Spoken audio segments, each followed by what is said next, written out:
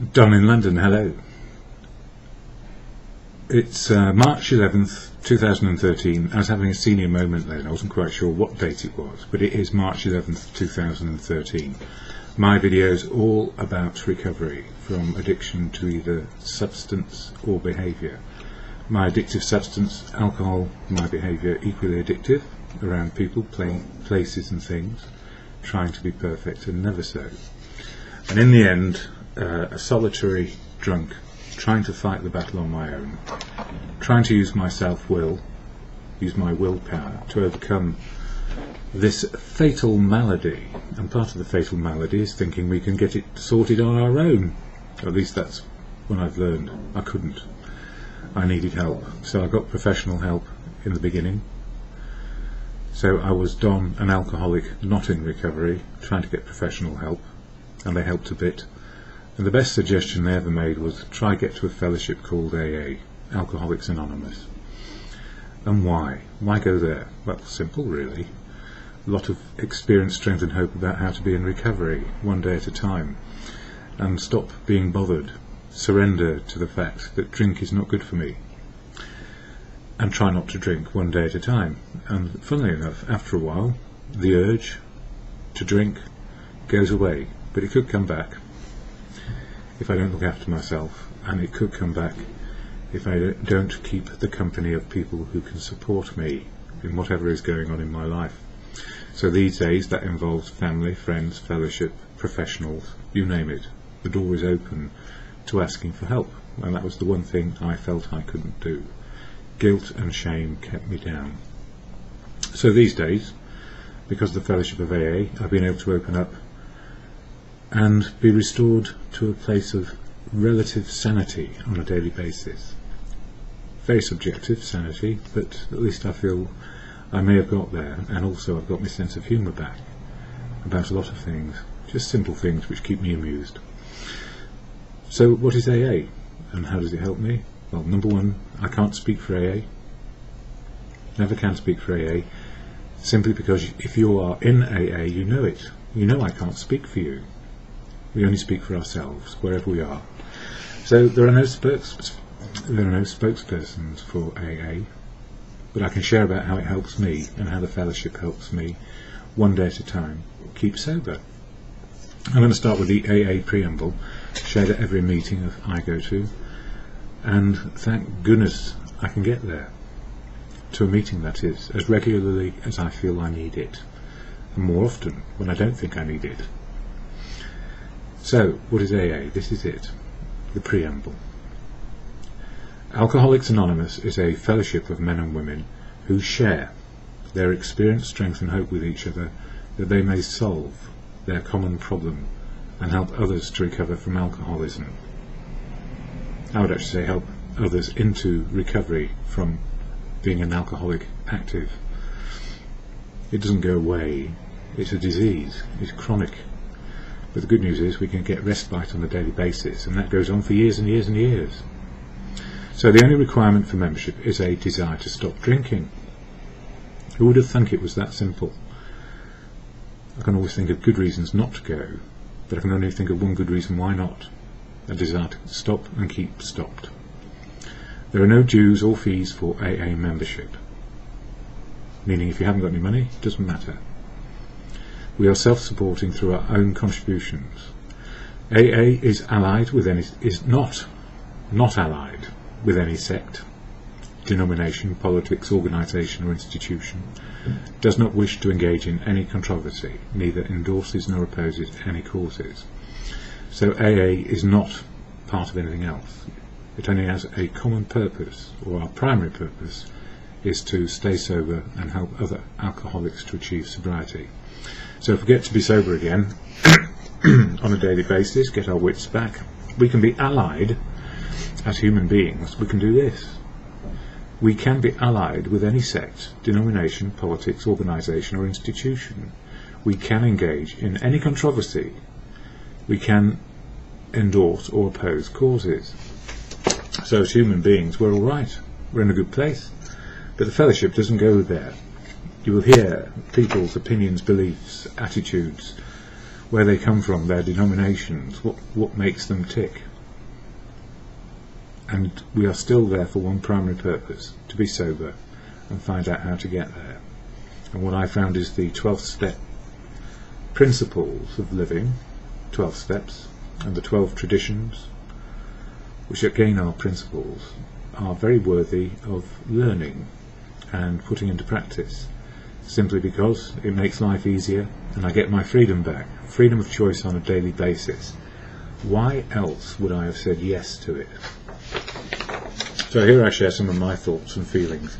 The AA Daily Reflections, the AA Big Book, the AA 12 Steps and 12 Tradition books are online. And the links to where they are at the bottom of this video if you click on Show More. So that's on YouTube, by the way, so if you're watching somewhere else, you will find those links on my YouTube front page or on every video if you look at Show More. And I think that's important, because where did it all start? It all started with fellowship, which gave me the freedom to be me.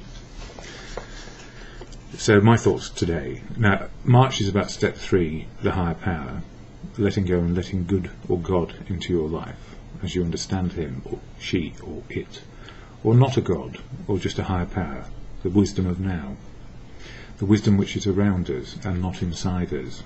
That's why I go to fellowship. It's absolutely awash with experience, strength and hope of recovery and how it's working for other people. And from the great many numbers of other people, I get the message about how to keep sober one day at a time. And ironically, the best way, once we've got to a place of it's okay to be an alcoholic in recovery, we find ourselves in the company of good people mostly, because we pick good people to keep company with in meetings. So there are those who will be good for some people and not for us, and will be not good for other people but good for some other people. So we find out what works one day at a time, just like real life.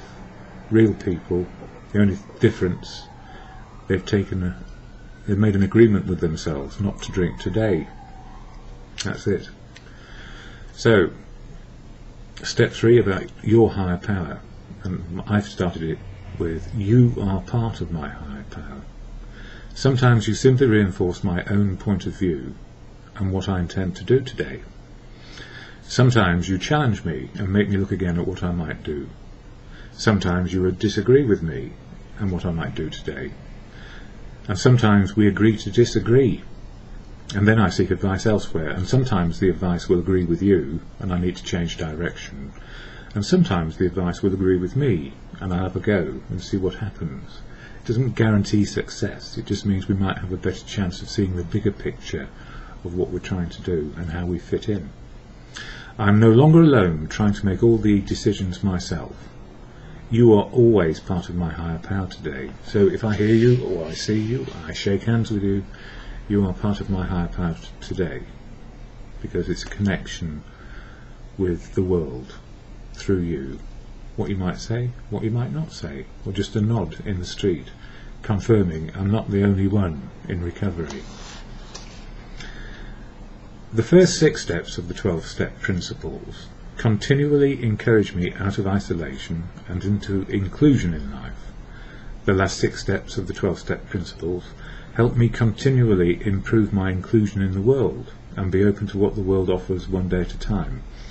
So these 12 steps, first 6 steps dealing with the history, the isolation and how we are, and then the last 6 steps, how to improve and open up to the possibilities that the world has open to us in a realistic way, not an expectation that the world's going to take us on board and think you're the best thing since sliced bread. You may well be. It's what we do, our actions, which are the proof of the pudding or the loaf. You've got to use your loaf, as they say in the UK. Use your loaf. And what does the world offer? The world offers greater and universal truth, love and wisdom than we carry inside us. And although this may seem like a secular definition of God works through people, if God works through people, it is certainly in the moment of now, through the truth, love and wisdom shared by the many, helping one person today. and that can be me and you. So the wisdom of the many, the truth of the many, the love of the many keeps us on track. And if you're not used to being friendly with people because of isolation and addiction, it's a bit of a shock to the system. Anyway, acceptance of life as it is, using the 12 steps. And this is where I was just making a mental summary for myself, really to see if I could remember what they were. Step 1, powerless over alcohol, and a drink will not help me manage anything. Step 2, restore to sanity with the help of you and many others. Step 3, letting go self-will and asking for help. Step 4, an inventory of my personality traits, the good, the bad and the ugly of me. And having done that, in step 5, sharing the truth of who I am and what I did. Step 6, acknowledging that pride, ego and fear can return and pull me back into isolation and self-will. Because don't forget, we do get upset with sensitive people. Pride, ego and self-will will pull us backwards into, I'm not playing, I'm going to pick my ball up and go home. And then step 7, my shortcomings can be improved by courage to change, developing faith and self-esteem, by asking for help and seeking counsel. So step 6, I can go backwards into pride, ego, covering up. Step 7, I can go forwards into courage, faith and confidence. And this is a 6s and 7s thing with the 12 steps. You know, it's like the seesaw goes to step 7 and it yaws open to a new life, a new world. The problem with that is, of course, it's quite a jolt to the system, and fear can come back. So we need help. Asking for it is a good thing, and recognising our shortcomings. Mine are not enough courage, faith or confidence. I can always step back into pride, ego and fear. It's very easy. But 6s and 7s is probably where we are, and we need to be able to ask for help. So shortcomings can be improved. Step 8, a list of amends and willingness to make them. Step 9, making the amends without doing further harm. And the living amend of step 9 is not going back to drink and trying to improve our outlook and be part of the world and make good where we can without doing further harm. But some of us may have harmed others so deeply they do not want to know us anymore, and that's their right. And it's not for us to confound them or confront them by saying, you need to get my apology and amend, when in fact it will do more harm than good. It would, and we know that. Step 10, prayer and meditation, seeking the best answers, so we can do a spot check inventory anytime. Where am I? What am I doing? Why do I feel this way? What can I do? And step 11, prayer and meditation, seeking the best answers. It's not all about me. What's the best outcome for everybody in all of this is really where we start, rather I want, I deserve, I expect. Because that will kill us. We don't deserve anything over and above anybody else, nor should we expect or feel entitled, unless that's what society is offering to help us. And then it can be a bit precarious how we ask for help. So with humility, it doesn't mean we go grovelling. We stand up straight and say, can you help me please? I'm a bit stuck. And if they can, they will. But if they don't want to, and you push them, they will resist. And you will feel awful, because you won't get what you think is your way. So we need to know what we're asking for, is really the answer there. And step 12, learning to live in the moment and share the message and practice these principles in all my affairs. Contingent on my awareness and asking for help, these principles work one day at a time. And they do. But I have to ask for help and ask myself, what's the big picture, not just what do I want. It's not like the olden days where you could scream and shout and say, I want some more ice cream, mummy. Well, it never worked because we never had ice cream. Well, we didn't really have ice cream on the agenda.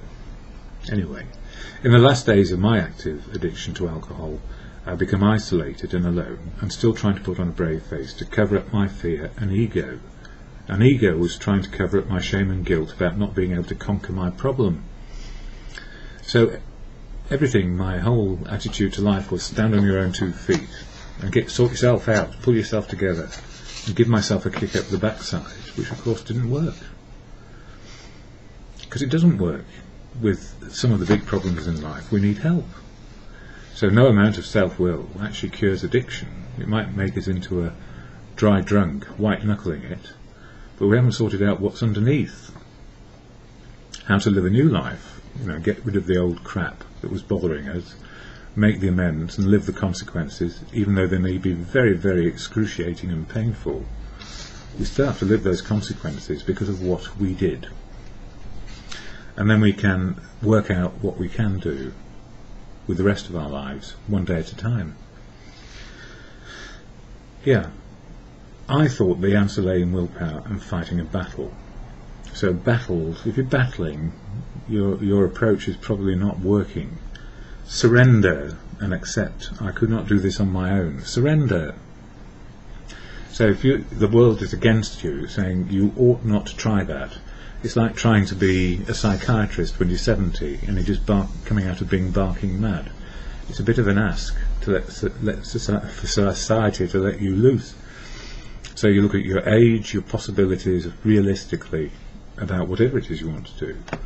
Everything comes into it, and it's better shared with another human being or two. We might say, listen, you can't do a 4-minute mile at your age, namely because your feet don't work too well. So, when I surrendered and accepted, I couldn't do this getting out of addiction on my own. The door opened to many people willing to help, and the many people willing to help were in fellowship, in the medical professions and counsellors trained in rehabilitation. And the irony is, I was a counsellor for many, many years, for different reasons, but I never saw my problem, because I was too busy solving everybody else's and ignoring my own. Because I used a bottle of vodka to put in between me and you, if you were on the other end of me. No, that's only the last knocking, so it's not true. I used to drink a lot, though, to switch my head off. Continuous support, as always, comes from fellowship in sobriety. With sobriety our priority, everything else happens as it may today. I understand emotional and spiritual to mean my feelings fit with reality, and I can cope usually, and when I'm uncertain I ask for help from the right people in the right place at the right time. So it may not necessarily be a person in fellowship, it might be a local expert. Why is my type 1 diabetes regime not working? Or why do my feet hurt when I walk? Or why do I need a walking stick because I lose my balance? And all that sort of thing. So medical people are important to me, and if I have a financial problem, I prefer to go to a financial advisor who's not in the fellowship. When it comes to romance, though, why wouldn't I like girls who used to drink like me? Now, isn't that a difficult one? So they say the odds are good, but the goods are odd, but the odds are good. And that's either way round, really, because we're all barking mad some of the time. But that's normal life. Normal life. Don't label yourself, whether you're a girl or boy, or whatever your outlook is in terms of desire. Don't label yourself. It's very easy to do that. I'll never go out with somebody in fellowship. I have, and it was wonderful, but it wasn't the right relationship, and we both realised that as time went by. So it's just like normal life in that respect. But don't expect love to be, don't expect love on the first try. It's a bit like girls with frogs. You have to kiss a lot of frogs to find the prince, and ditto and vice versa. Sounds very simple to someone who is not addicted to ask for help, and yet society is still uncertain. This is us. Society is still uncertain about what to do with an addict, and society sends mixed messages about the status of the addict, and still does today. We can be written off as useless and unworthy of help, depending on where you live. Even though we have a disease, there is still prejudice, which is why the fellowship of AA, it provides sanctuary to find out what to do about your killer malady. So surrendering and asking for help is quite good. It means you're not alone anymore. But then you probably think to yourself, oh, I don't want to be with those people. They don't drink. They must be mad. Haven't you seen my life?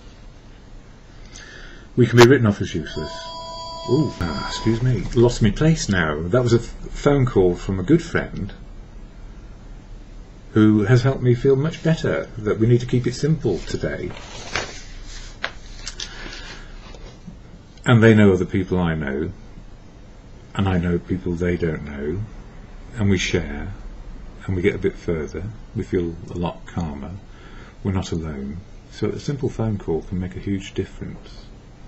Now they're off to 3 different types of meeting. One is called Al-Anon, which is like a fellowship like AA, and you discover the impact that other alcoholics have on people who are either alcoholics or have suffered because of alcoholics in the family or wherever they happen to be.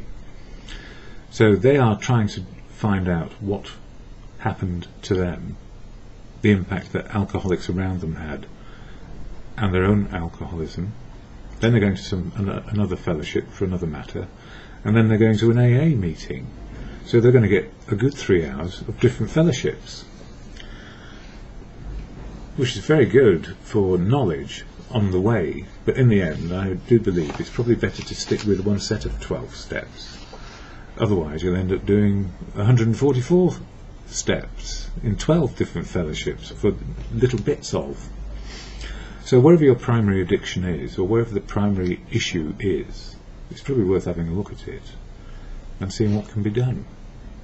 Anyway, I think I was here. Sounds very simple to someone who is not addicted to ask for help, and yet society is still uncertain about what to do with an addict. Yeah, I have read this before. We can be written off as useless and unworthy of help. Even though we have a disease, there is still prejudice, which is why fellowship, it provides sanctuary to find out what to do about our killer malady. And don't forget, and talking to the person I was just talking to or sharing with, they are sorting out 40 years of crap, and it's making their life difficult because it's complicated trying to sort out 40 years of consequences. So we agreed we need to keep it simple, and the only way to keep it simple is work with others in order to get a fresh pair of eyes, put yourself in a new pair of shoes and see it in a different light. And then each individual makes a choice about who knows what, and whether it is better to remain anonymous, even to family and friends. And this is true, this happens. In my case, family and friends were greatly relieved that I asked them whether or not I should get medical help and be part of AA. And there was a resounding affirmative, a loud yes from everyone who knew me. So, you know, who were we hiding from? And why? Because it's a killer malady, and on your own it's likely to kill you faster than getting some help and maybe getting into sobriety. So from complete ruin, bankrupt and useless, to reformation and renaissance on a personal level. Learning life all over again, what love is, how to love people, this is important, how to love people, how to be loved back, and find useful endeavours once again. Professional help, medical help, and the fellowship taught me to be open and share the truth of where I got to in addiction, and the truth of where I am in recovery. There is no room for guilt and shame to cover up the horror that life had become. I needed to let everything out, everything, and acknowledge all that had happened over the years. Freedom in doing this, and then there were consequences, of course, and amends to make. So we still have amends to make wherever we can, and still some amends to make as time offers and the opportunity arises. And the most important part of recovery is being open, honest and willing to share appropriately with those who can help and help us find our way today. So we still have to use our common sense and gumption. You know, without common sense and gumption, where will we be? Out in the stocks being thrown, with tomatoes being thrown at us and maybe ridiculed. Doubtful these days, but there are a lot of malicious people about. And, you know, malicious people can fuck off. When I was a newcomer, I was frightened to tell the truth in so many ways. Sometimes I feared telling the truth because my story seemed fairly mundane and ordinary, and there seemed no reason why I should be an alcoholic at all. Well, family around me said, well, there's probably very good reasons why you drank a lot. Your early life was shit. Not because it was made to be. It was not meant to be, but it was. Anyway, I should go to Al-Anon on that, about my father and what he did. But I've forgiven him. I really have. And he's been dead 22 years, and he had forgiveness before he went. And that was without reservation. And that was before I realised I was an alcoholic as well. So, and there will be times when I look back at I feared telling the truth because it was ordinary. And then there were times when I look back at the success I'd achieved, which seemed far more than others, but not really, because emotional and spiritual living, loving people in the moment of now, and feelings fitting reality, whether reality is good, bad or ugly. All of us are on that journey, so it's not actually materially what we do and what we're successful at in terms of pounds or dollars or whatever your currency is.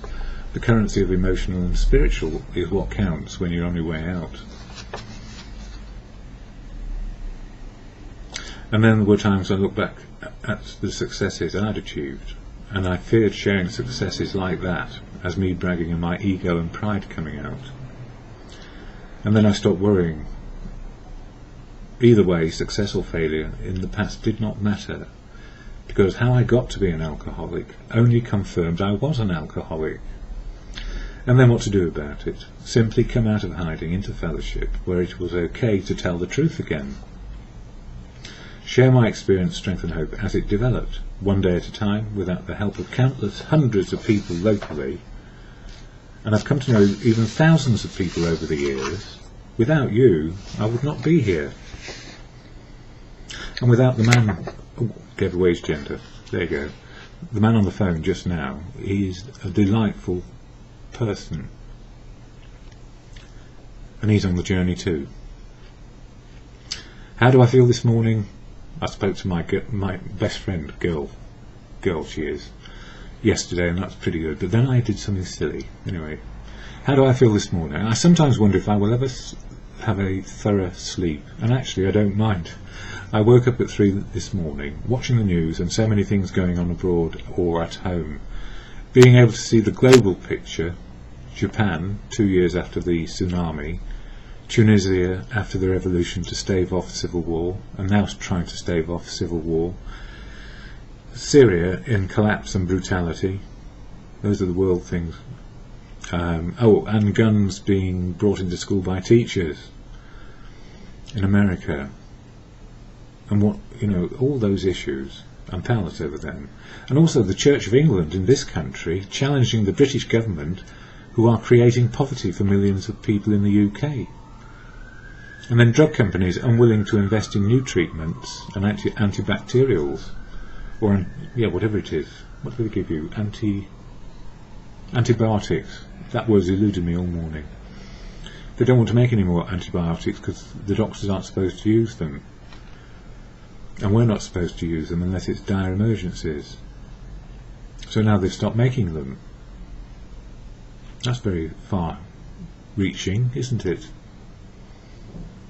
I'm more interested in, my government creating poverty for millions of people in the UK, because it's their fault. They are blaming a small proportion of the people who get a very minuscule amount of the cake of benefits for the troubles of the world. The UK world, that is. And they are stupid. Anyway, that's just my personal opinion. They're not stupid people, they just have a prejudice and an ideology which says, I've got lots of money and you can't have it. You've got to be poor in order for me to be rich. Naming no names, Mr. Duncan Smith. Anyway, Church of England challenging the British government. Are you doing the right thing, British government? Are you full of ideology or just full of money in the bank? Yeah, and drug companies unwilling to invest in new treatments. And so on and so on. I'm powerless over all these issues as an individual, and yet I'm fascinated and sometimes made angry by them.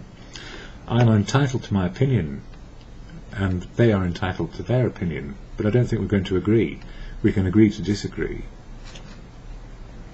So what's important to me? Yes, I'm powerless over all these issues as an individual. Yesterday, this is me, a self-inflicted illness, eating food left in the fridge too long and suffering as a consequence.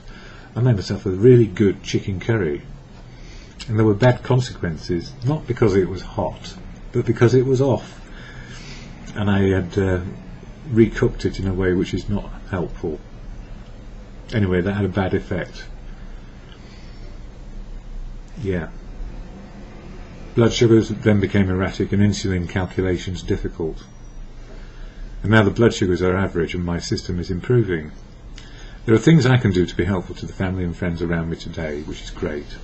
And although my personal issues were unfortunate over the last 24 hours, patience, a little bit of courage, faith, and injecting the right amount of insulin, and confidence that life will improve, and emotional and spiritual sanity is restored once again. So that's what I was thinking about this morning from 3 on. And, you know, political things will enrage us. The behaviour to overcome a particular type of behaviour in one person, a psychotic person with a rifle in a whole nation, or a number of psychotic people with rifles. I don't know the answer because I don't live there, and it would be wrong for me to comment other than I wish there weren't any rifles or guns about, because generally, unless that you're facing an invasion, you don't need them, do you? Unless it's for a particular reason other than killing people. So I don't know, that's not for me to judge. That's for a different part of the world to judge how it needs to be, and I will respect their judgment, but I won't go live. Yeah, enough said. It's bad enough in this country. So, what can I do today? Conscious contact with people in fellowship already. Conscious contact with family just about to happen. I've got a new mop and bucket coming because the other one wore out. And I got it from Amazon rather than from a local shop because the local shop is twice as expensive. Goodness me, what can I say? Powerless over prices locally. The Serenity Prayer, which is about being restored to a place of serenity, out of insanity sometimes, out of the good, bad and ugly, into a place of calm.